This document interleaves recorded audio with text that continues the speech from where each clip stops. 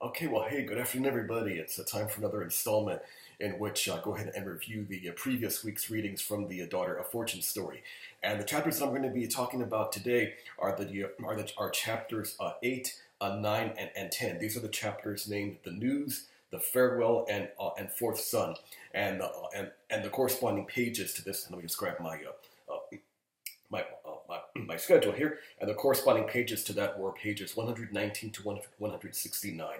Okay, well, as we get into this stage of the story, these are chapters 8, 9, 9 and 10. We're definitely entering into a new phase in not just the story, but a new phase in American history. We're talking about the time frame of 1848 to 1849, and I would argue that in many respects, that was definitely a transformative period for the United States, as a whole. And I think what Allende does in these two chapters is gives us a sense, a bit of a perspective on that note, in that it was definitely a tumultuous, turbulent, chaotic time. Definitely a lot of social change, political change, and economic change too. So, I'll talk a little bit more about some of those types of issues a little bit later on in the video. But first, let me go ahead and do a recap of these three chapters. I'll talk about some of the key events and personalities and themes that go along with it. So first off, chapter 8, that's the news chapter. By September of 1848, Eliza and Joaquin had been lovers for 3 months.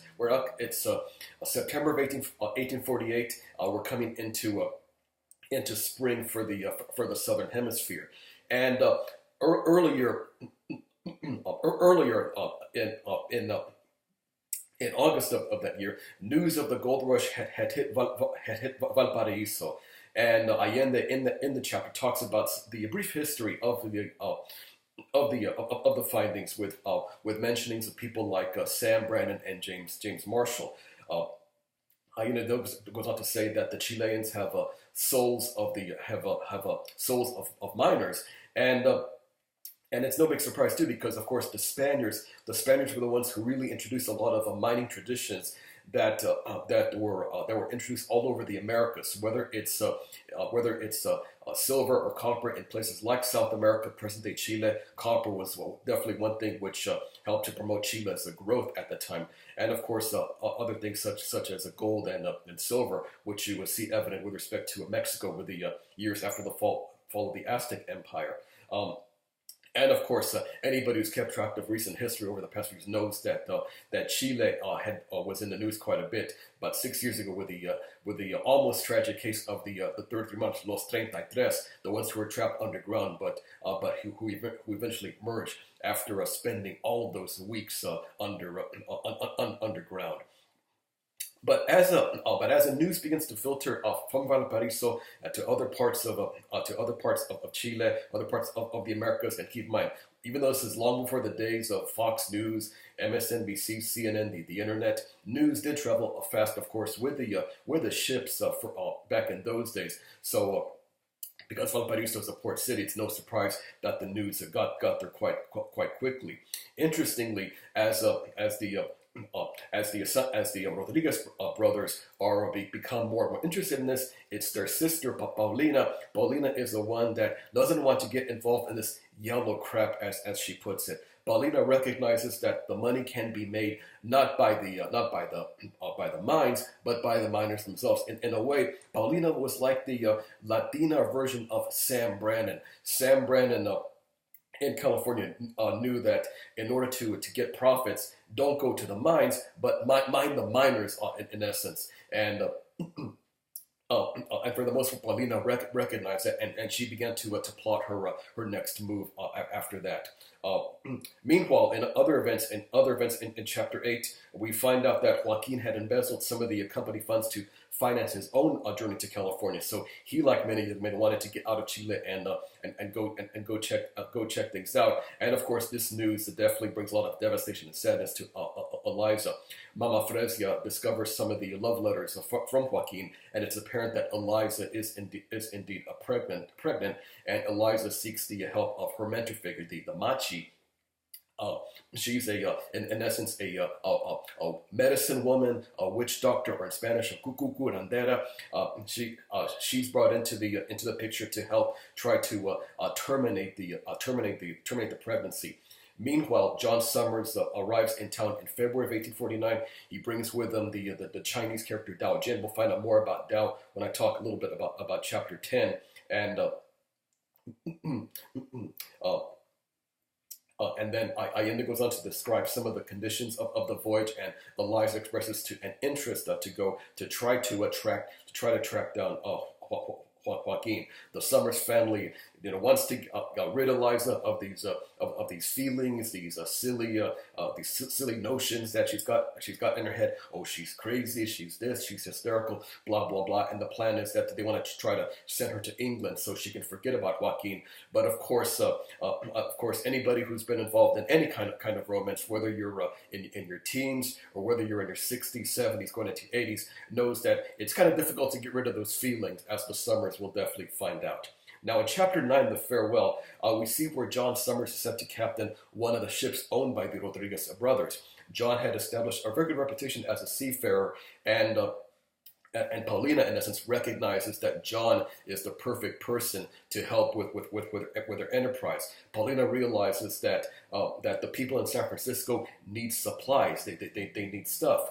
So she recognizes that bringing in wine, food, even musical instruments, sheet music, these types of things, she recognizes that these are the things that are going to help her, in essence, mind the miners, so to speak, by giving them goods and products. Paulina can begin to make a pretty good fortune, a pretty good profit there. As for Jacob, again, it talks about Jacob too. Apparently, Jacob is starting some utopian colony. So, and this is a really a current theme that happened quite a bit in United States history, as you're finding out in the Who Built America text.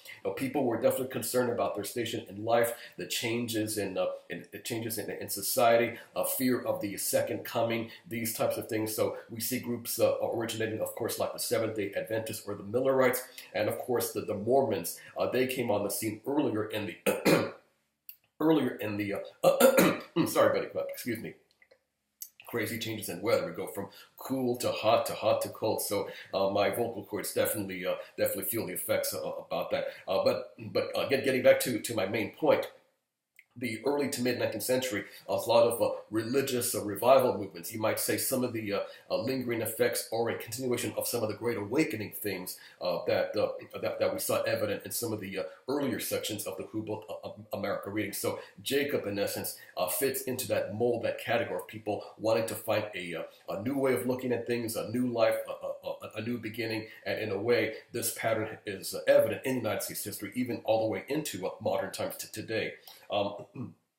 Okay, let me see what else I need to mention about Chapter 9. Oh, of course, the other main event in Chapter 9 is that Eliza decides on a plan to try to stow away to California, and here's where she encounters Dao in a dark and dingy bar. After some confusion, Dao offers to help her take her aboard the brigantine ship called the Amelia, and then it's at this point in time when Allende says that Eliza had crossed the line of decency. A very, very significant term, this notion of crossing the line of decency, because Allende is basically asking, well, what do you define as decent back in those days? What choices did Eliza have at this time? So, in talking about the morality the morality of mid 19th century society, not so much American society, but English society, and how English society is planted into a brave new world and dealing with these changes in technology, in ideas, and politics. The list goes on and on. Interesting observation that Allende mentioned, and I hope that as you were going through reading, many of you caught that too. As she prepares to board the ship, she bids goodbye to Mama Fresia, who decides to return to her people in the south. And the people in the south, these would be the Mapuche or the Araucanian native populations in southern Chile. Interestingly, the Mapuche or Araucanians, those terms apply interchangeably. These were a fierce militaristic, nomadic, warrior culture. These were the people who you might say were like Chile's version of groups like, say, like the Comanche, the Apache, these warrior horse cultures that, of course, have been immortalized over the years in many popular films. Of course, Dances with Wolves from the early 1990s comes to mind.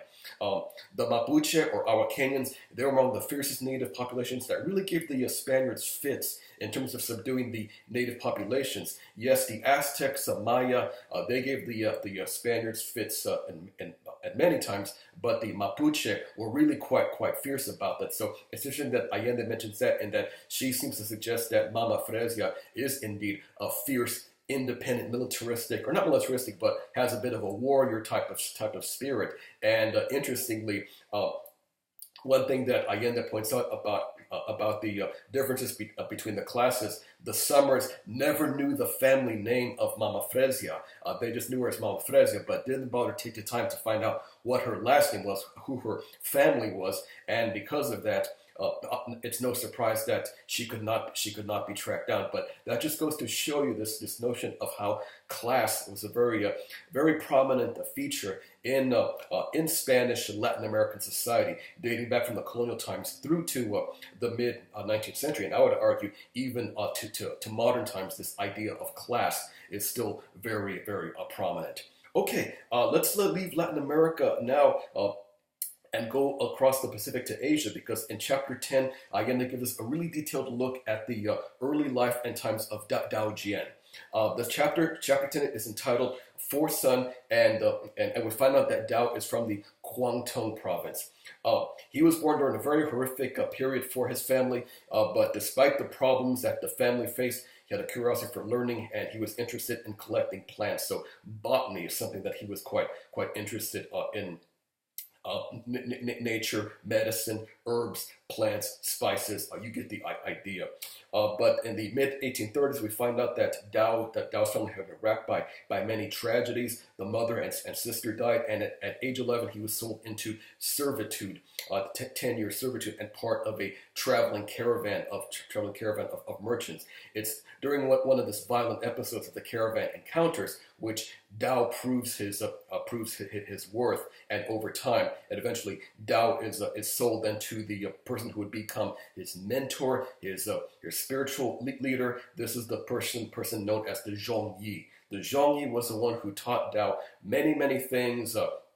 About medicine, about herbs, and interestingly, getting back to some of the sex things that I touched upon in the last video, sexual positions, because the Zhongyi recognized that Dao had to have female companionship. So you better know what you're doing when you have a female company, and I'll just leave it at that. But as we hear more and more about the travels, the adventures with Dao and the Zhongyi, he comes across so many interesting things. We see the situation in the city of Canton, but even some brutal, disgusting scenes, which really shape Dao's character, that is his outlook, which would prove to be a very recurring theme as the story progresses, especially when we get toward the end of the story. Toward the end of the chapter, Allende talks a lot about the politics at the time, and she talks about the opium war. Without getting into a lot of the politics at this point in time, because we're definitely starting to run up against the clock here. It's during this time where the imperial government is forced to grant concessions to the British, and here's where Hong Kong first emerges as a British colony here in the late 1830s. This, of course, is during the time in which the British imperialism really starts to take a root in the 19th century. This is the idea again of how the sun never sets on the British Empire, and of course, British interests in Asia and in China are really starting to take root. And of course, this has a lot of ramifications to the Chinese people, as Allende points out in the chapter. Allende talks about how the Treaty of Nanking also contributes to this misery as well. As for Dao and the Zhongyi, the Zhongyi's spirit begins to deteriorate badly. he takes he takes to gambling. He's definitely off his game, so to speak. And then the master takes his life by swallowing gold. And in the aftermath of the burial of the service, the creditor seized the master's possessions. But despite that, uh, Dow was able to stash away some of the funds, and ultimately he decides to leave the area. So this is no surprise of what Dow was doing, this was.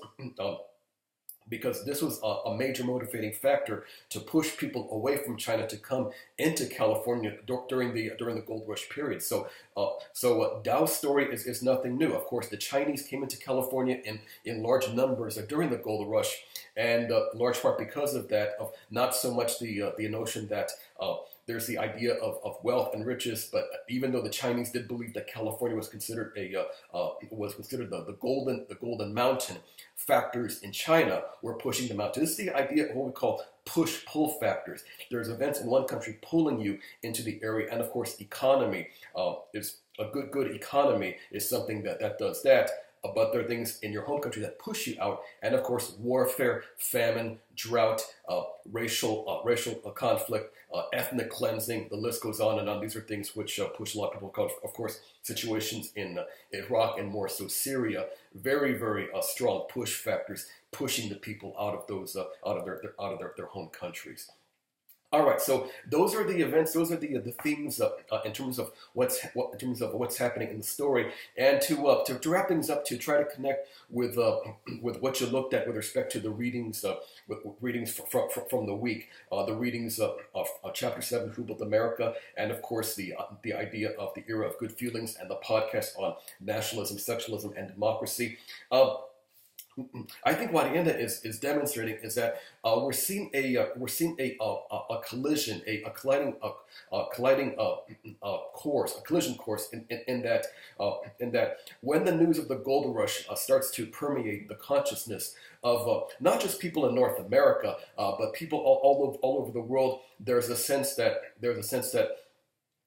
that people want to achieve quick wealth, but get away from where they are and achieve their claim to fame, their claim to fortune, and that California was, you might say, that ticket for people to achieve greatness, and for Americans to achieve greatness. Because keep in mind, as we get into the 1820s and then more so into the 1830s, the United States, the people, it's a very restless country.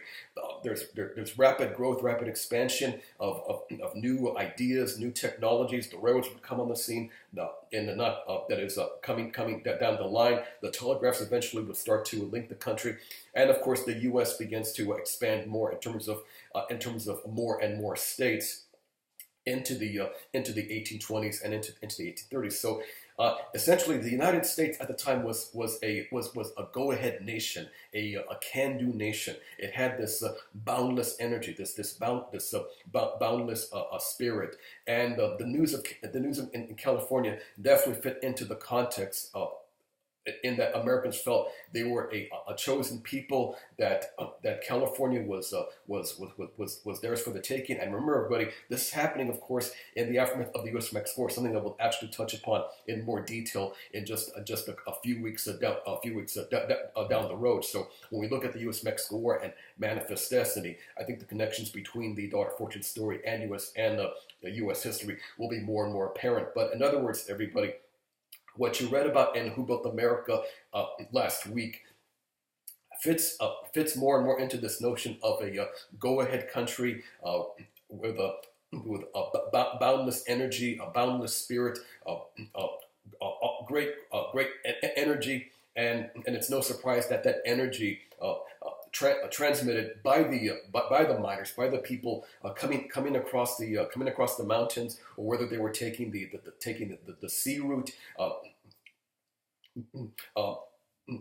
Those people coming into California from the United States definitely brought this energy and spirit, and everything just collided perfectly in California that is in 1848 and 1849. And I'll definitely elaborate more upon this idea in the future review videos about this story.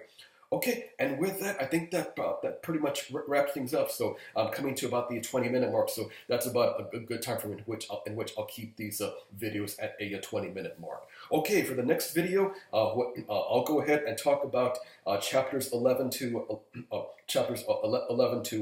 14, and of course tie that in with the as best as I possibly can with the Who Built America readings, and of course the story of the United States itself. All right, hope you guys are enjoying the readings so far. Don't forget to start thinking about which characters that is you want to write about in terms of your character sketch essay. And also too, don't forget to think about your own character in terms of you pretend to be in Valparaiso, and you want to go to California too, just like Joaquin Andieta is doing, and just like what Eliza is doing, and Dao Jian as well. So think about that, everybody, in future announcements. And of course, with the roll call videos, I'll give you reminders about that as well. All right, that's it from here. I'll say more about this story coming up next week.